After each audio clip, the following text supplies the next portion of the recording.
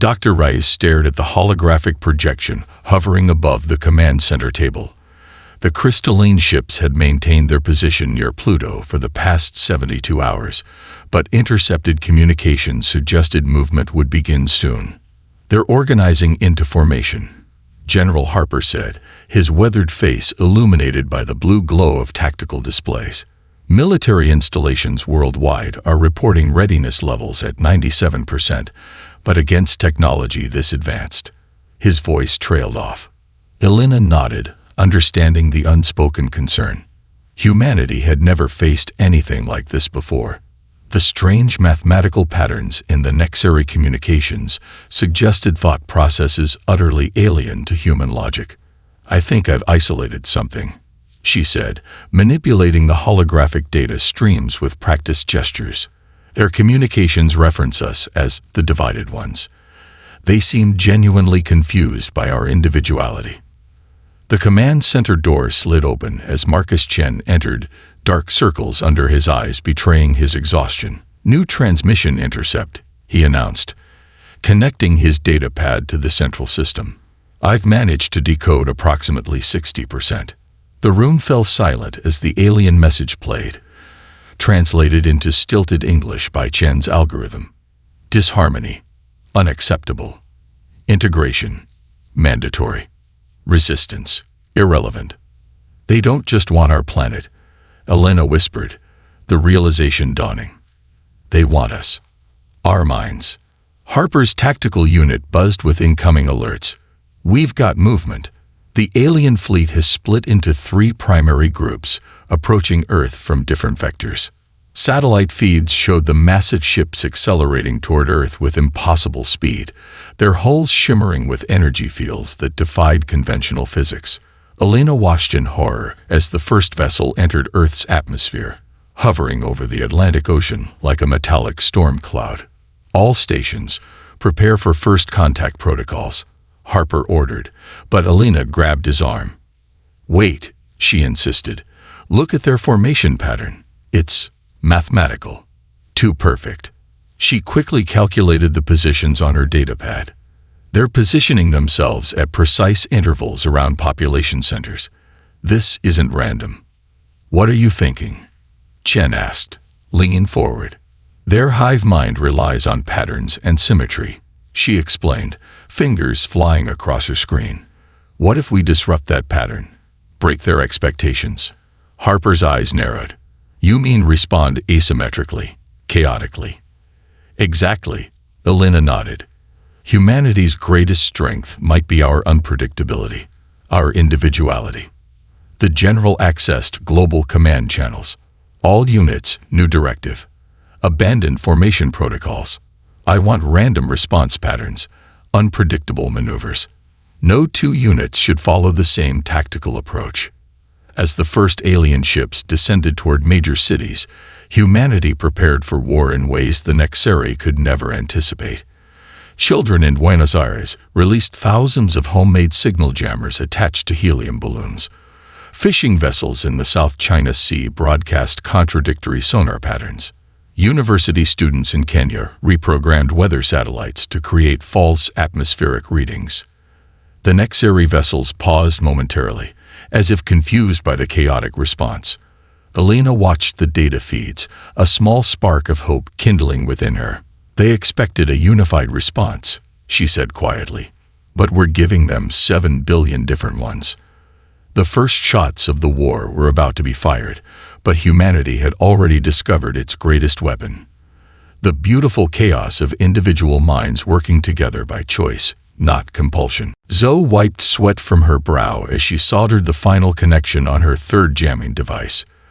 The basement workshop trembled as another Nexari ship passed overhead, its gravitational field disrupting everything from power grids to the inner ear.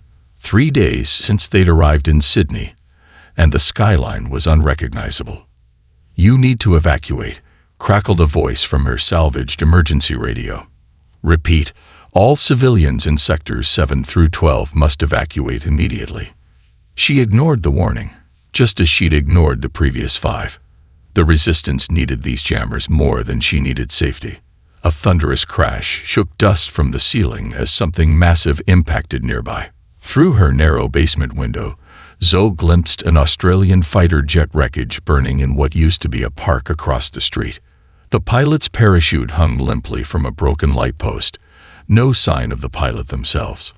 She packed the completed jammers into her backpack alongside basic supplies.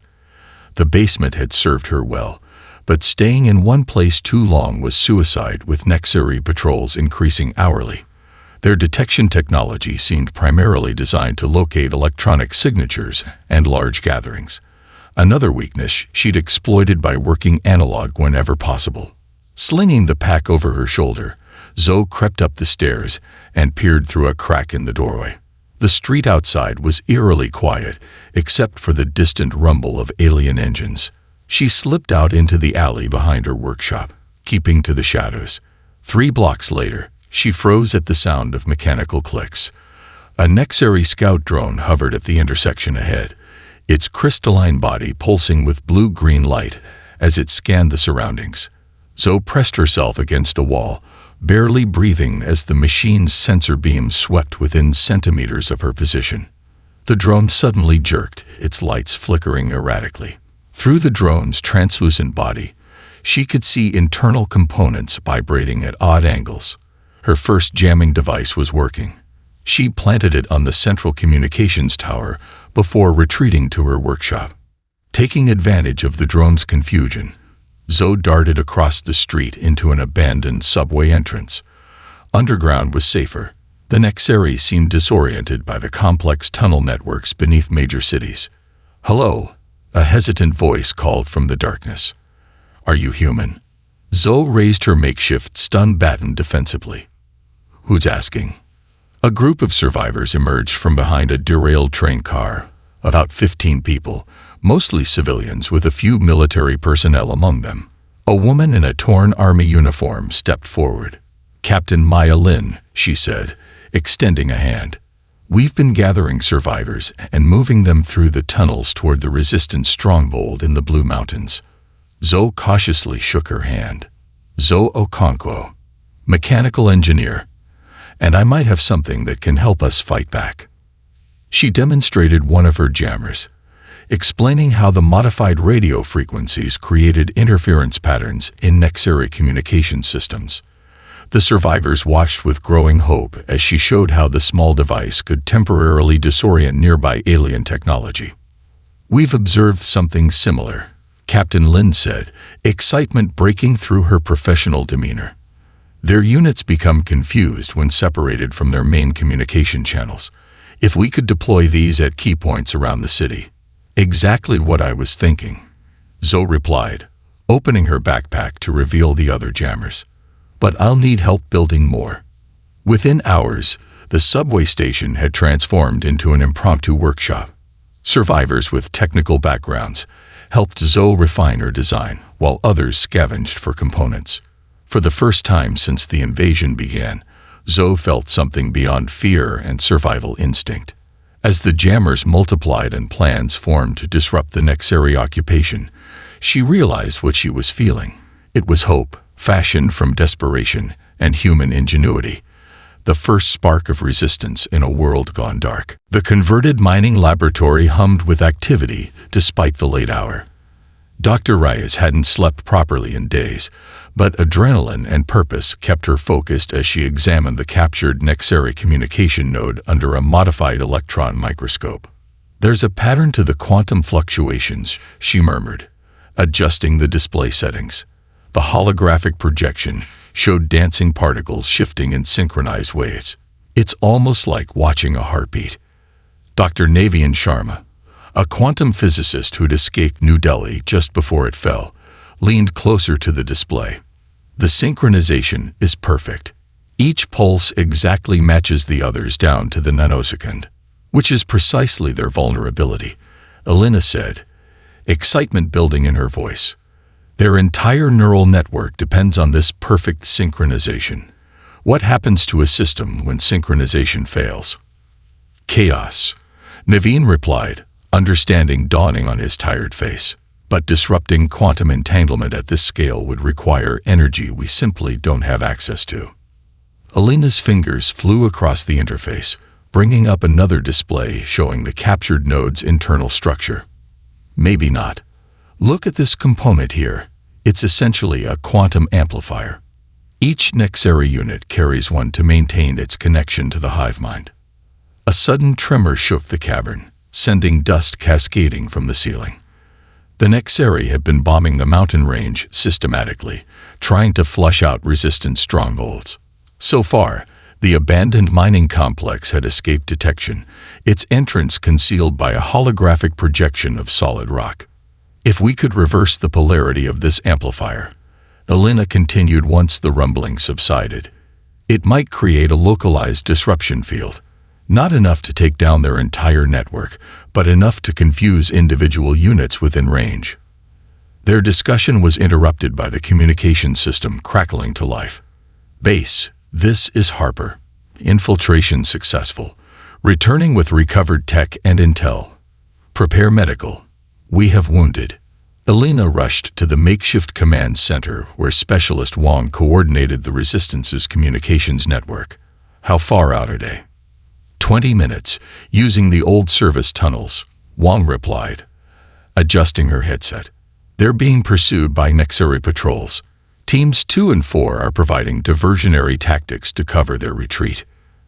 The next 20 minutes stretched into eternity as Alina and the medical team waited at the tunnel entrance.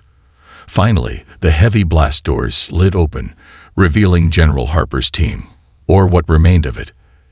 8 had left on the mission. 5 returned, 2 being carried. Harper himself looked haggard, a fresh burn marking one side of his face, but his eyes burned with intensity as he approached Alina.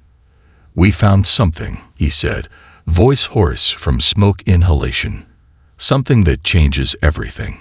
In the debriefing room, Harper connected a storage device to the main system. The screen filled with images that turned Alina's blood cold. Humans suspended in translucent chambers, their bodies intact but unnaturally still, connected to pulsing Nexary machinery. They're not killing us, Harper explained, his voice tight with controlled rage. They're harvesting our consciousness, our minds. The bodies are kept alive but empty. Each person's consciousness is extracted and integrated into their collective. Alina stared at the horrifying images, understanding clicking into place. That's why they seemed confused by our individuality. They don't just want our planet. They want to add our consciousness to their collection. Exactly, Harper nodded grimly. But I also retrieved this. He placed a small crystalline object on the table. It pulsed with internal light, shifting colors in hypnotic patterns. What is it? Alina whispered, inexplicably drawn to the strange artifact.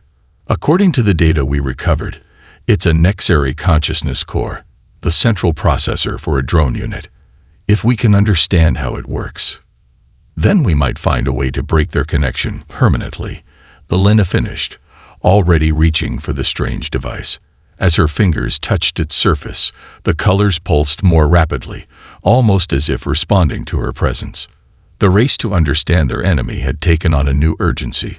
Somewhere in this alien technology lay the key to humanity's survival, if only they could unlock its secrets in time. The abandoned Paris metro station had been transformed into a makeshift war room, where representatives from both resistance factions glared at each other across a table strewn with maps and tactical displays. The air was thick with tension and distrust. Your preservation approach is too conservative, Dr. Weizhang argued, his slender fingers tapping impatiently on the table. The Nexary adapt to conventional tactics within hours. We've all seen it happen. General Harper remained composed despite the provocation. And your solution is to become like them. To sacrifice our humanity to win this war. Zhang's eyes flashed with frustration. Not like them, better than them. My neural interface prototypes allow humans to process information at unprecedented speeds while maintaining individual thought. It's our individuality enhanced, not eliminated. Alina watched the exchange with growing concern, Both leaders had valid points, but their philosophical divide was fracturing humanity's resistance when unity was desperately needed. Outside, the distant rumble of Nexuri harvesting ships provided a constant reminder of what was at stake. The harvester will be in position over the city center in 18 hours. Commander Rousseau of the European Resistance reminded everyone. If we're going to strike, we need a unified plan now. Harper nodded reluctantly. My scouts have identified 3 external power nodes that support the ship's harvesting apparatus. If we target them simultaneously. Those are decoys, Zhang interrupted, bringing up a holographic model of the Nexuri vessel. The real vulnerability is here. He pointed to a pulsing structure near the ship's center. The quantum synchronization hub. Destroy this, and the entire ship loses cohesion with the hive mind.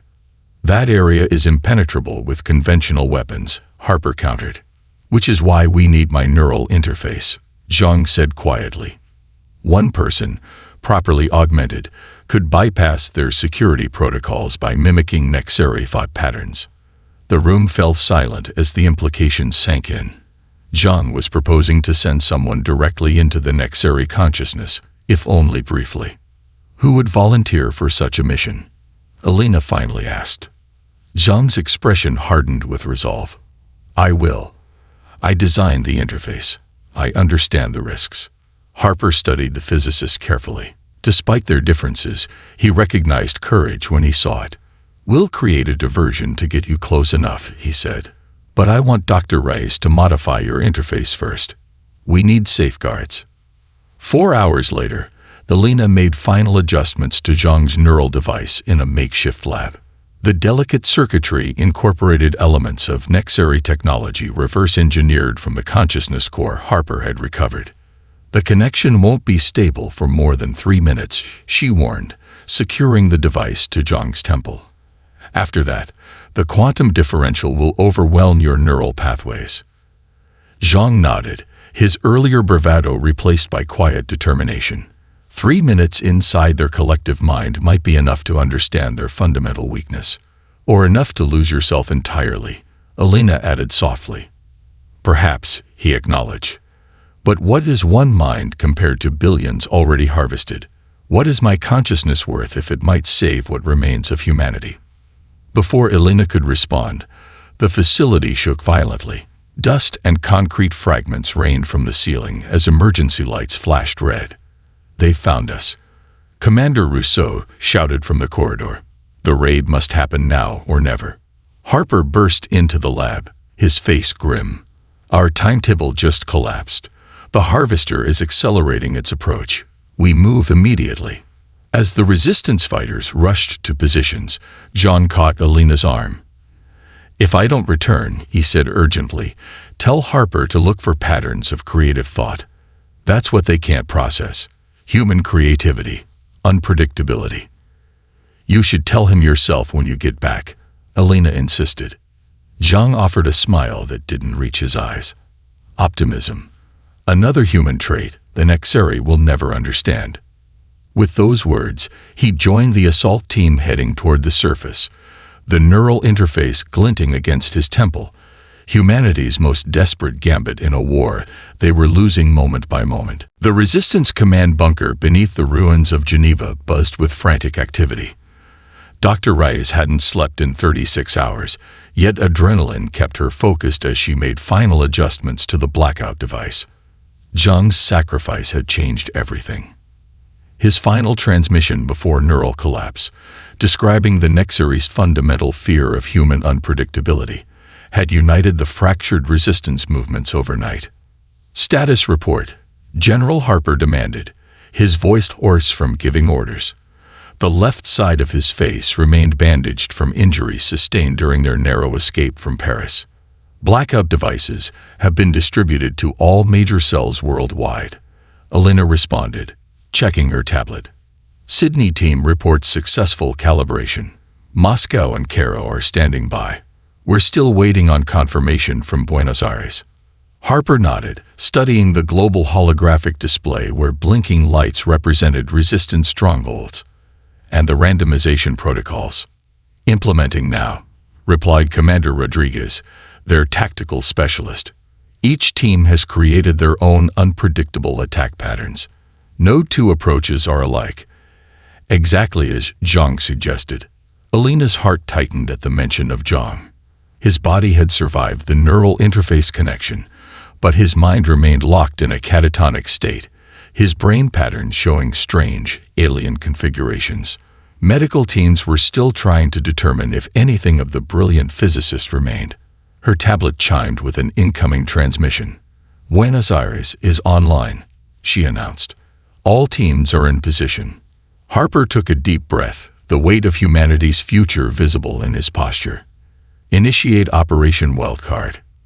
Across the globe, resistance fighters moved with calculated chaos. In Sydney, Zoe Okonkwo led a team deploying enhanced jamming devices while broadcasting classical music on all frequencies. The complex patterns of Bach and Mozart creating interference the Nexeri couldn't predict. In what remained of Moscow, guerrilla fighters used improvised hovercraft constructed from salvaged alien technology, approaching Nexeri installations from impossible angles. Cairo's resistance unleashed thousands of drones programmed with randomized flight patterns, each carrying a miniature blackout device. Alina monitored the incoming data streams, watching as Nexeri response patterns became increasingly erratic. "It's working," she whispered, hardly daring to hope. "Their coordination is breaking down." On the main screen, footage from Tokyo showed Nexeri drones colliding with each other as the blackout devices disrupted their neural connection. For the first time since the invasion began, the aliens were showing confusion, vulnerability. "The Boston team has breached the processing center," Rodriguez reported, excitement breaking through his professional demeanor. Lima and Vancouver report similar successes. A cheer erupted through the command center as more reports flooded in. Resistance fighters were reclaiming territory, driving back confused Nexeri forces, unable to maintain their hive mind cohesion. Alina allowed herself a moment of triumph before returning to her monitoring station. Something was changing in the Nexeri communication patterns she'd been tracking. "General," she called, "I'm detecting unusual activity in orbit." Harper joined her, frowning at the displays. "Analysis. Massive energy signatures gathering on the dark side of the moon," she replied, enhancing the satellite imagery. "And long-range sensors are picking up something entering the outer solar system." The enhanced image revealed a colossal object moving toward Earth, a structure so vast it dwarfed even the largest Nexeri ships they'd encountered. Unlike the crystalline design of other Nexeri vessels, this one pulsed with organic-looking features, its surface covered in what appeared to be neural pathways visible even at this distance. "Is that what I think it is?" Harper asked quietly. Alina nodded grimly. The core vessel, the heart of their collective consciousness. The celebration around them faded as personnel realized what they were seeing. Their victories, hard-won and momentous, suddenly seemed insignificant against this new threat. "How long?" Harper's question hung in the air. At current velocity, Alina calculated, 2 weeks until it reaches Earth orbit. Harper's expression hardened with resolve. "Then we have 2 weeks to prepare humanity's final stand." The modified Nexeri shuttle hummed with unfamiliar energy as it approached the massive command ship. From the outside, the vessel appeared abandoned, another piece of alien debris floating in Earth's increasingly crowded orbit. Inside, General Harper's infiltration team waited in tense silence as Zoe monitored her cloaking technology. "Proximity alert," Zoe whispered, adjusting controls on her jury-rigged console. "Nexeri patrol drones approaching on Vector 347. Alina held her breath as the metallic spheres drifted past their viewport, the drone's sensor arrays pulsing with ethereal blue light.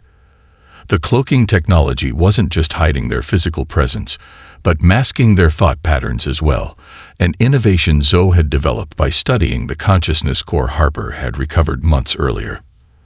"They're moving on," Harper confirmed after an excruciating minute. "Proceed with approach vector." Their shuttle glided silently toward an access point Zoe had identified. a maintenance hatch used by repair drones. The massive command ship stretched in all directions, its surface a bewildering maze of crystalline structures and pulsing energy conduits. "Remember," Alina said as they prepared for boarding, "we need intelligence on the core vessel, not a confrontation. 12 minutes to gather data. Then we extract." The team nodded, faces grim behind their modified breathing apparatus. The masks served a dual purpose, filtering the ship's atmosphere while dampening their brainwave patterns to avoid detection by the Nexari's thought-sensing technology. The airlock cycled with a soft hiss, admitting them to a corridor of living metal that seemed to breathe with slow, rhythmic pulses. Alina's scanner displayed ghostly outlines of energy signatures flowing through the walls themselves. "This way," she whispered, following the densest energy streams on her display. "These pathways lead to the central processing hub." They moved silently through the alien vessel, passing chambers filled with equipment whose purpose they could only guess at. Twice they froze as Nexari drones floated past, the team pressing into recesses in the organic-looking walls. After 7 minutes of careful progress, they entered a vast spherical chamber that stole Alina's breath away. Suspended in the center were thousands of crystalline structures arranged in complex three-dimensional patterns, each pulsing with internal light. "Memory matrices," she breathed, recognizing the technology from their research. "Each one contains consciousness," Harper finished grimly. "Harvested consciousness." Alina approached the nearest cluster, her scanner revealing complex energy patterns within. "These aren't just data storage," she realized with growing horror. "These are intact minds, still aware, still thinking." "How many?" asked Sergeant Rivera, their security specialist. "Millions in this chamber alone," Alina replied, her voice hollow. "And based on these readings, there are dozens of similar chambers throughout the ship." Zoe joined her, examining the intricate connections between the crystals. "The architecture is incredible. Each consciousness remains distinct, yet connected to the hive mind." Alina's scanner suddenly detected an anomaly, a crystal pulsing out of sync with those around it. Drawing closer, she noticed subtle variations in its energy signature. "This one's different," she murmured, carefully interfacing her device with the crystal. Data streamed across her screen, resolving into patterns she recognized as language. "It's trying to communicate." The crystal's pulsing intensified as her device connected more deeply. Symbols formed on her screen. "Not Nexari. Luminary. Resistance exists within." "There's someone in there," Alina gasped. "A consciousness that hasn't been fully integrated." "We're at 10 minutes, Harper warned. "We need to move." Alina made a split-second decision. "I need one more minute." Her fingers flew across her interface, establishing a more secure connection with the anomalous crystal. "I'm copying its data pattern." As alarms suddenly blared throughout the chamber, Alina completed the download. The team sprinted back toward the extraction point, carrying not just crucial intelligence about the core vessel, but something potentially more valuable. Contact with a consciousness that had resisted assimilation, a potential ally from within the Nexari's own collective mind. The infiltration shuttle carrying Dr. Rice and her small team approached the colossal core vessel under the cover of the largest space battle humanity had ever waged. Outside their viewports, Earth's remaining orbital defenses engaged the Nexari fleet in a desperate diversionary attack. The chaotic, unpredictable flight patterns of human ships created confusion among the hive-coordinated alien vessels. Approaching outer membrane, Lieutenant Park announced from the pilot's seat, "Cloaking systems at maximum capacity." Alina clutched the enhanced blackout device in her lap, its surface cool against her fingers despite the tremendous energy contained within. The device represented humanity's collective ingenuity, designed by her team, built with components from around the world, and enhanced with knowledge extracted from the luminary consciousness they'd rescued from the command ship.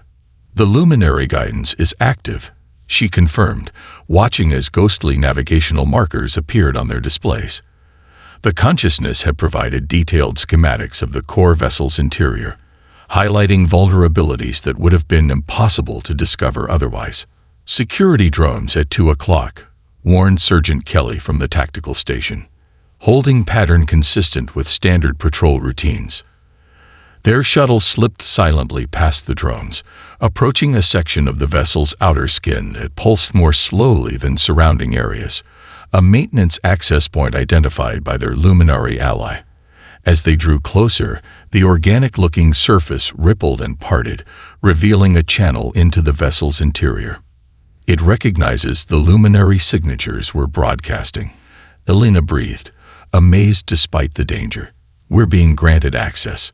The shuttle glided into a cavernous docking area, filled with Nexari maintenance craft. Lieutenant Park guided them to a shadowy alcove, where they powered down to minimal systems. 28 minutes until the diversionary forces must retreat, Harper reminded them over the secure comm channel from his command post on Earth.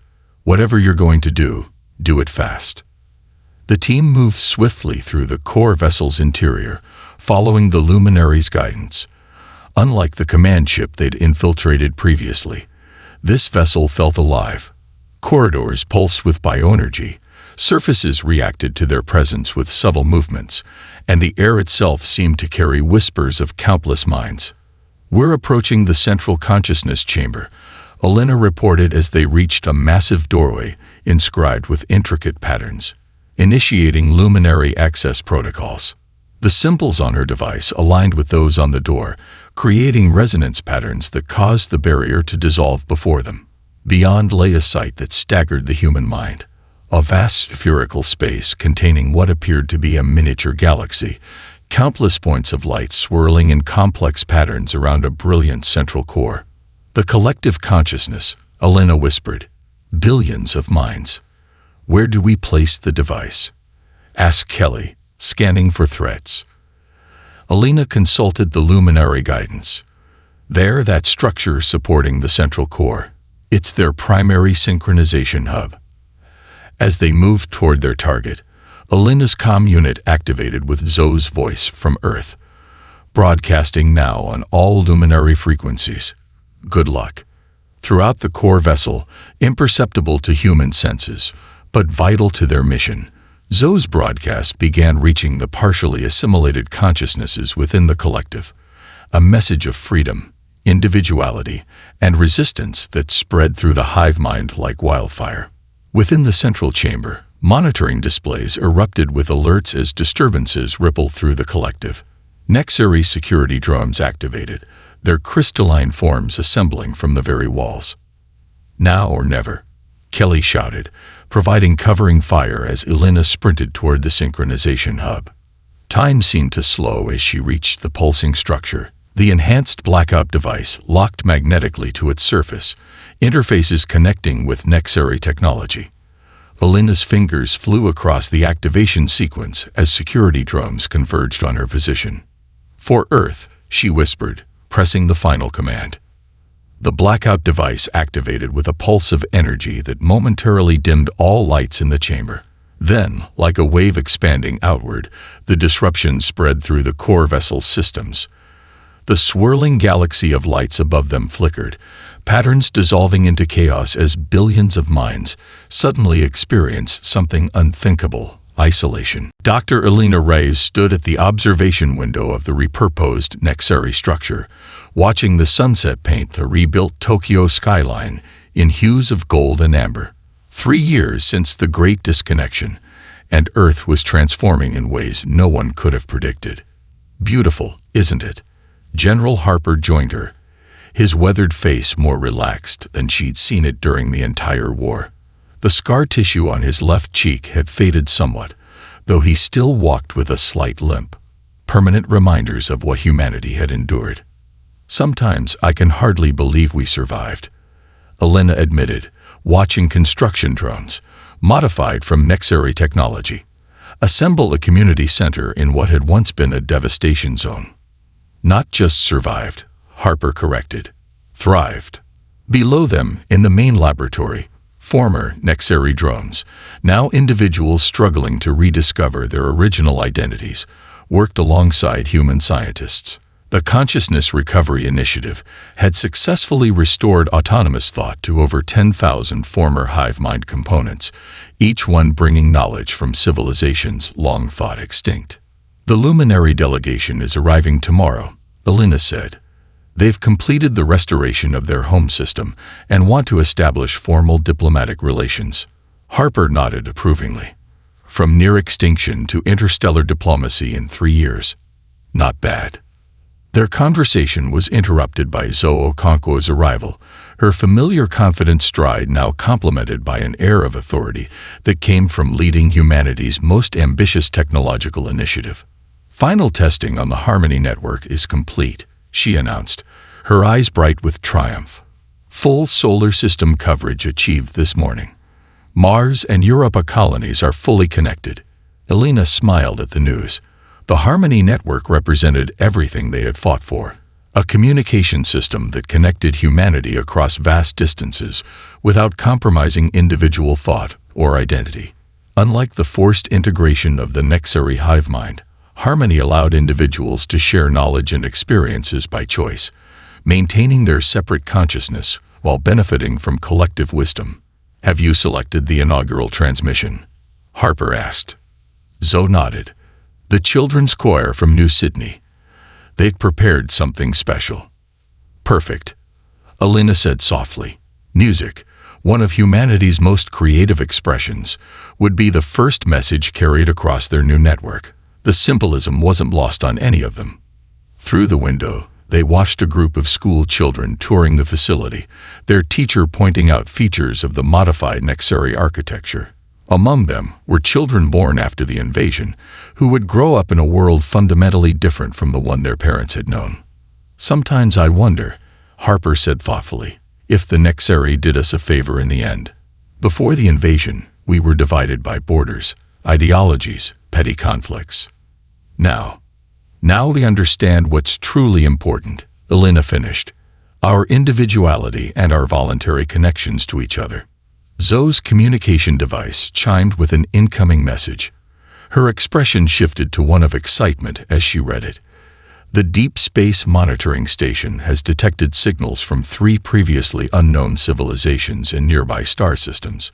All appear to be individualistic societies like our own. Potential allies, Harper mused. Or simply neighbors, Elena suggested. Either way, when we meet them, we'll do so as humanity united. Not by force or fear, but by choice and understanding. As night fell over the renewed Earth, lights came on in homes and community centers worldwide. In orbit, the repurposed remains of the core vessel, now Earth's most advanced research station, gleamed in the moonlight. Inside its transformed chambers, scientists from a dozen formerly conquered species worked together, their diverse approaches to problem-solving creating innovations that would have been impossible under the conformity of the hive mind. Humanity had faced extinction and emerged stronger, not by becoming more like their enemy, but by embracing the beautiful chaos of individual minds working together by choice. The ultimate creative act that no hive mind could ever truly understand.